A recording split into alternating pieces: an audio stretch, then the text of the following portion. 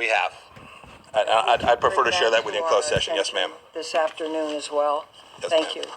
Thank you, Mr. Chairman. Thank you, Senator Feinstein. Senator Rubio. Thank you. Thank you all for being here. I also echo the same words everyone else has shared with you about the esteem we have for all of our agencies and the important work they do.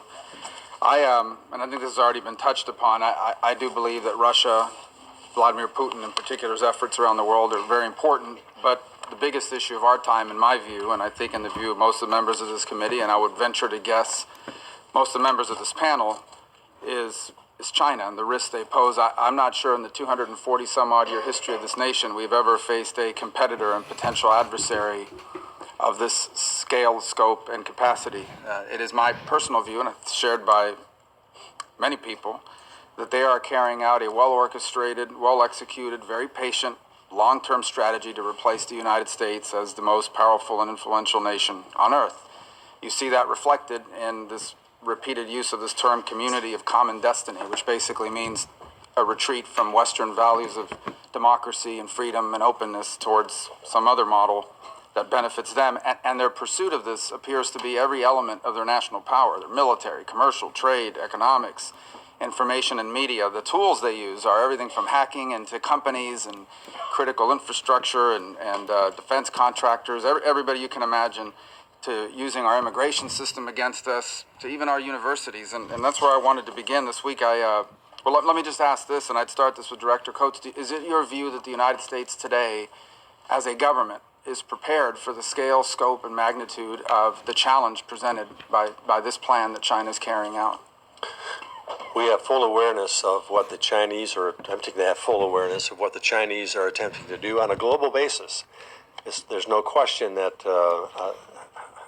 that what you have just articulated is what's happening with China. They're doing it in a very smart way. They're doing it in a very effective way. They are looking beyond their own region. I think it's clear that they have a long-term strategic objective to become a world power, and they are executing throughout the whole of government ways in which they can accomplish that. We have intensive studies going on throughout the intelligence community relative to A to Z on what China is doing. General Mattis has asked us for that. Others have asked us to provide that. Senator Warner called me last week. We had a discussion on that. I assured him that we are pulling all of our elements of intelligence gathering together to provide a very, very deep dive into what China's plan is doing now and what their plans are for the future and how it would impact on the United States. Just to kind of highlight the different ways and untraditional ways in which they're pursuing this plan, Director Wray, let me ask you, what in your view could you say in this setting is the counterintelligence risk posed to U.S. national security from Chinese students, particularly those in advanced programs in the sciences and mathematics? I think in this setting, I would just say that the use of non-traditional collectors, especially in the academic setting, whether it's professors, scientists, students, we see in almost every field office that the FBI has around the country. It's not just in major cities; it's in small ones as well. It's across basically every discipline, and I think the level of naivete on the part of the academic sector about this creates its own issues. They're exploiting the very open research and development environment that we have, which we all revere, but they're taking advantage of it. So one of the things we're trying to do is view the China threat as not just a whole of government threat, but a whole of society threat on their end. And I think it's going to take a whole of society response by us. So it's not just the intelligence community, but it's raising awareness within our academic sector, within our private sector as part of the defense. Well, in that vein, last week I wrote a letter to 5 higher education institutions in Florida about the Confucius Institutes, which are funded by Chinese government dollars at U.S. schools. And it is my view that they're complicit in these efforts to covertly influence public opinion and to teach half-truths designed to present Chinese history, government, or official policy in the most favorable light. Do you share concerns about Confucius Institutes as a tool of that whole of society effort and as a way to exploit the sort of naive view among some in the academic circles about what the purpose of these institutes could be? We do share concerns about the Confucius Institutes. We've been watching that development for a while. It's just one of many tools that they take advantage of. We have seen some decrease recently in their own enthusiasm and commitment to that particular program, but it is something that we're watching warily, and in certain instances have developed, appropriate investigative steps. Senator White. Thank you, Mr. Chairman. Vice Chairman Warner highlighted in his opening statement the importance of an effective security clearance process. So I've got a question for you, Director Wray. Was the FBI aware of allegations related to Rob Porter and domestic abuse? And if so, was the White House informed this could affect his security clearance? When were they informed? And who at the White House was informed? Well, Senator, there's a limit to what I can say about the content of any particular background investigation for a variety of reasons that I'm sure you can appreciate. I would say that the background investigation process involves a fairly elaborate set of standards, guidelines, protocols, agreements, et cetera, that have been in place for 20 plus years. And I'm quite confident that in this particular instance, the FBI followed established protocols. So was the White House informed that this could affect his security clearance? That's a yes or no. I can't get into the content of what was briefed. What were they informed? What I can tell you is that the FBI submitted a partial report on the investigation in question in March, and then a completed background investigation in late July. That is, soon thereafter, we received requests for follow-up inquiry, and we did the follow-up and provided that information in November, and then we administratively closed the file in January. And then earlier this month, we received some additional information, and we passed that on as well. Okay. Let me turn now to the two recent arbitrary and inconsistent decisions that affect the politicizing of the classification system. The first was the public release of the Nunes memo. The second involved the report that the Congress required on Russian oligarchs, their relationship with President Putin, and indications of corruption. In that case, the Secretary of the Treasury released nothing other than a list of rich Russians taken from public sources. My question, and any of you can respond, did any of you take a position on either of these two arbitrary classification decisions? And did any of you have any communications with the White House about either of those classification matters? I'll start. The answer is no. No. I raised concerns on this issue with the DNI. No. Yeah, the CIA was not asked to review the classification of those documents. Not on the second, the oligarch treasury document. We did have interaction about the memo from Chairman Nunes. Is there anything you can say that protects sources and methods in an open session with respect to that matter? Well, I would just say that, as we said publicly, that we had grave concerns about that memo's release. Okay. On encryption, Director Wray, as you know, this isn't a surprise because I indicated I would ask you about this.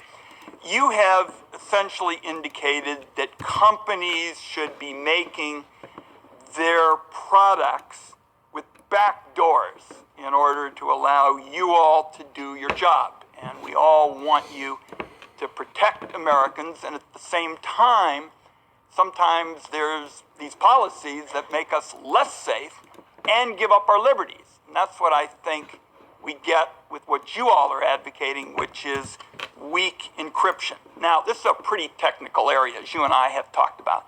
And there's a field known as cryptography. I don't pretend to be an expert on it, but I think there is a clear consensus among experts in the field against your position to weaken strong encryption. So I have asked you for a list of the experts that you have consulted. I haven't been able to get it.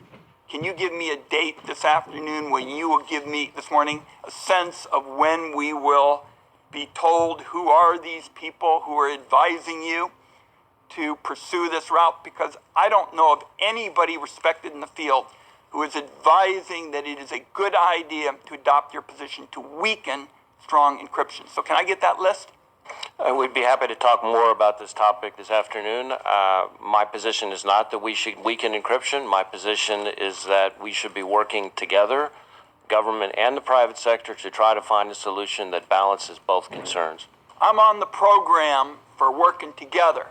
I just think we need to be driven by objective facts, and the position you all are taking is out of sync with what all the experts in the field are saying, and I would just like to know who you all are consulting with, and we'll talk some more about it this afternoon. Thank you, Mr. Chairman. Senator Collins. Thank you, Mr. Chairman. Director Pompeo, last week the New York Times published a report that alleged that U.S. intelligence officials had paid $100,000 to a Russian source for phony secrets, including potentially compromising information about the president and information on certain tools allegedly stolen from the NSA. First, is it accurate that the CIA has categorically denied the assertions in this story? And second, if so, what would be the motivations of a Russian who peddled this story to the New York Times and other Western media outlets? Is this part of the Russian campaign to undermine faith in Western democracies? Senator Collins, first, let me say thanks for the question. Reporting on this matter has been atrocious. It's been ridiculous, totally inaccurate.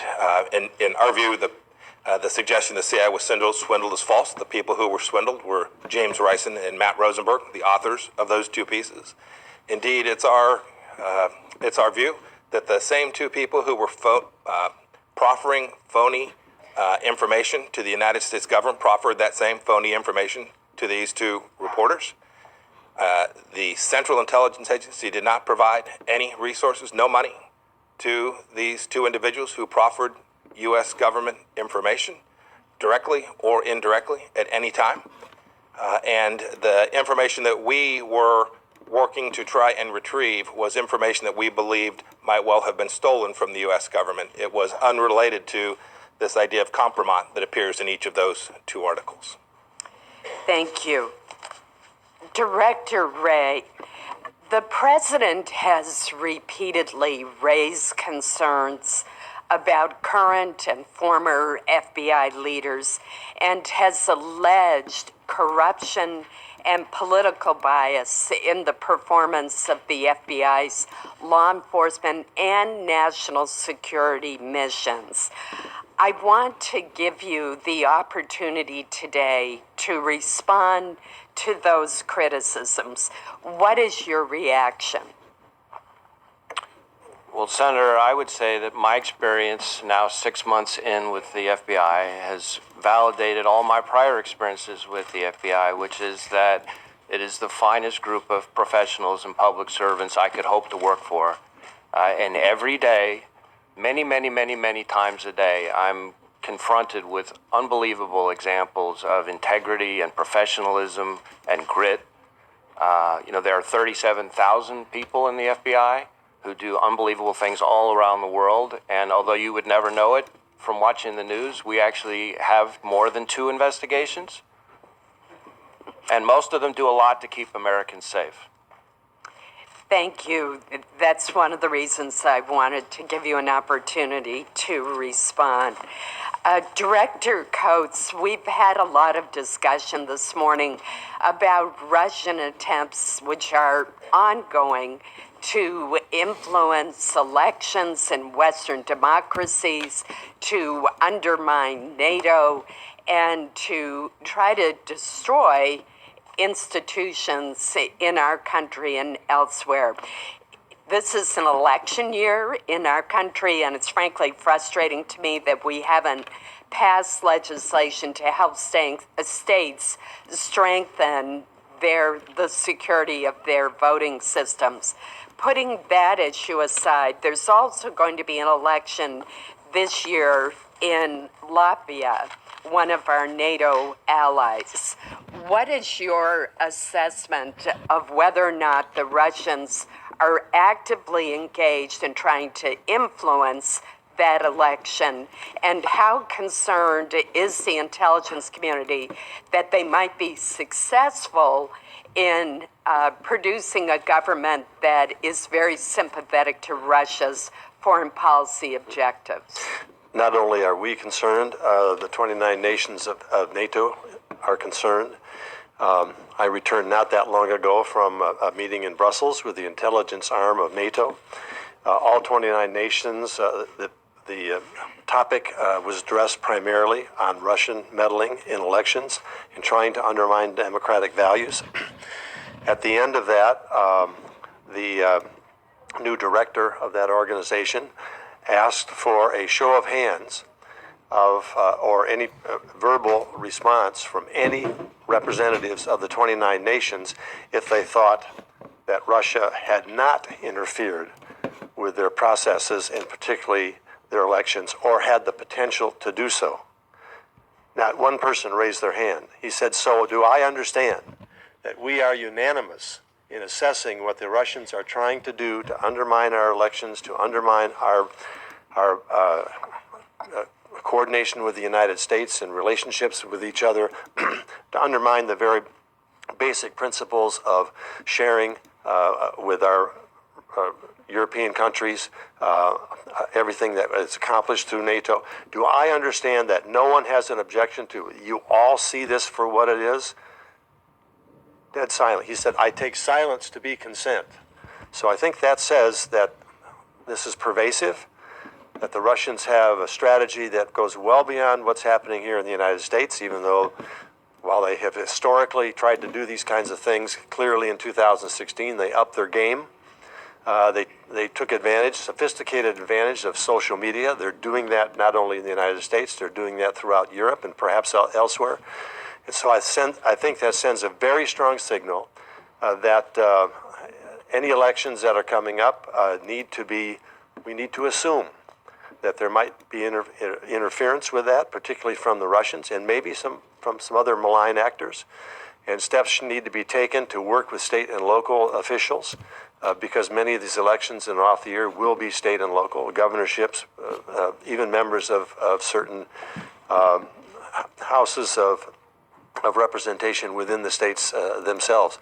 So it clearly is an issue that is whole of government, and I would say this, the more, and we also agreed with this at Brussels, and I've tried to make that point while I was there, the more transparency we can provide to the American people, to people of nations that see this threat coming, the better off we will be. Obviously, we have to take other measures, but we need to inform the American public that this is real, that this is going to be happen, and the resilience needed for us to stand up and say we're not going to allow some Russian to tell us how to vote, how we ought to run our country. And I think there needs to be a national cry for that. Thank you. Very valuable. Senator Heinrich. Thank you, Chairman. Director Wray, the FBI has been accused of political bias recently against the president by the president himself. In fact, he said the FBI's reputation is, quote, in tatters. Do you think the FBI's reputation is in any way in tatters? And are you confident in the independence of your agents? Senator, there's no shortage of opinions about our agency, just like every other agency up here, and just like the Congress, I can only speak from my experience. And I hope you're doing better than the Congress. And my experience has been that every office I go to, every division I go to has patriots, people who could do anything else with their careers but have chosen to work for the FBI because they believe in serving others. And the feedback I get from our state and local law enforcement partners, from our foreign partners, from the folks we work with in the private sector and the community, office after office after office has been very, very gratifying and reassuring to me.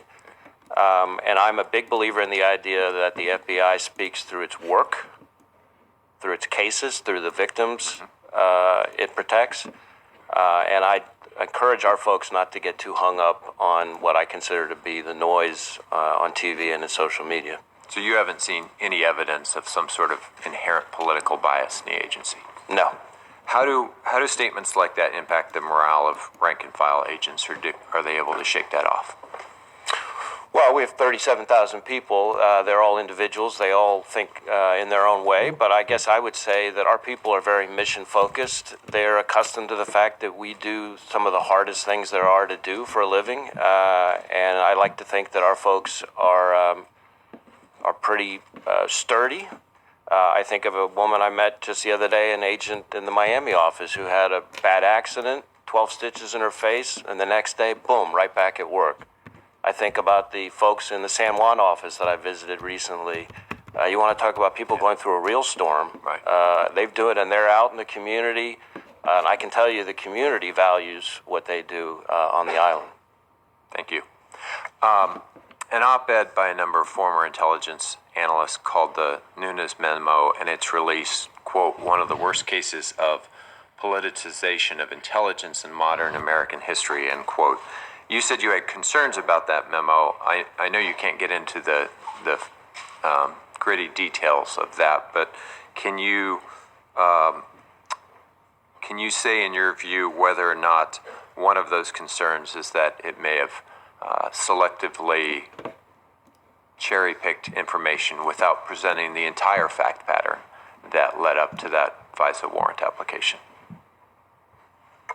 Well, Senator, I would just repeat what we said at the time, which is that we had then and continue to have now grave concerns about the accuracy of the memorandum because of omissions. We provided thousands of documents that were very sensitive and lots of briefings, and it's very hard for anybody to distill all that down to 3.5 pages. Director Pompeo, have you seen Russian activity in the lead up to the 2018 election cycle? Yes. So I paused only. I'm trying to make sure and stay on the unclassified side. Yes, we have seen Russian activity and intentions to have an impact on the next election cycle here. Director Coates? Yes, we have. Anyone else? Admiral Rogers? Yes, and I think this would be a good topic to get into greater detail in this afternoon. According to news reports, there are dozens of White House staff with only interim security clearances still, to include Jared Kushner until last week, to include White House Staff Secretary Rob Porter, who I would assume would have regularly reviewed classified documents as part of his job. Director Coates, if someone is flagged by the FBI with areas of concern in their background investigations into White House staff with interim clearances, should those staff continue to have access to classified materials? Let me first just speak in general relative to temporary classifications. Clearly, with the new administration in particular, we're trying to fill a lot of new slots. And the classification process and security clearance process, as has been mentioned. Yeah, I'm only speaking with regard to folks who may have had issues raised as opposed to just being in the matter, of course, of going through a long process. Well, I'm not in a position, and we can talk about this in the classified session, but I'm not in a position to discuss what individual situations are for specified individuals. I might just say that I think sometimes it is necessary to have some type of preliminary clearance in order to fill a slot. But I have publicly stated if that is the case, the access has to be limited in terms of the kind of information they can be in a position to receive or not receive. So I think that's something that we have to do as a part of our security clearance review. The process is broken. It needs to be reformed. It doesn't, as Senator Warner has previously said, it's not evolution, it's revolution. We have 700,000 backups. So we have situations where we need people in places, but they don't yet have that. Your specific question, I think I'd like to take up in the classified session. Chairman, I'm over my time. Thank you, Director Coates. Senator Blunt. Thank you, Mr. Chairman. Director Coates, Director Pompeo, Admiral Rogers, I think you all talked about evidence that the Russians would intend to do things to be active in our elections. There really seems to me two divisions of that activity. One is information that's put on the record that misleading, false, trying to develop that level. The other, even more sinister, might be the level of dealing with the election system itself, the voting day system, the registration system, and of those two, clearly the voting day system, the one we need to have the most concerns about, that critical infrastructure. You know, this committee has been working toward both of those goals of trying to shore up critical infrastructure on election day, as well as alert people to and decide what might be done about misinformation on the other side of the ledger. Voting begins in March. That's next month. If we're going to have any impact on securing that voting system itself, it would seem to me that we need to be acting quickly.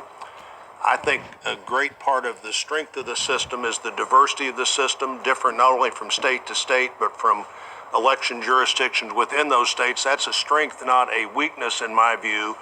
But what are some of the things we can do to be more helpful to local election officials in encouraging them to share information when they think their systems are being attacked, getting more information to them than we have? There was a lot of criticism in the last cycle that we knew that some election systems were being attacked and didn't tell them they were being attacked.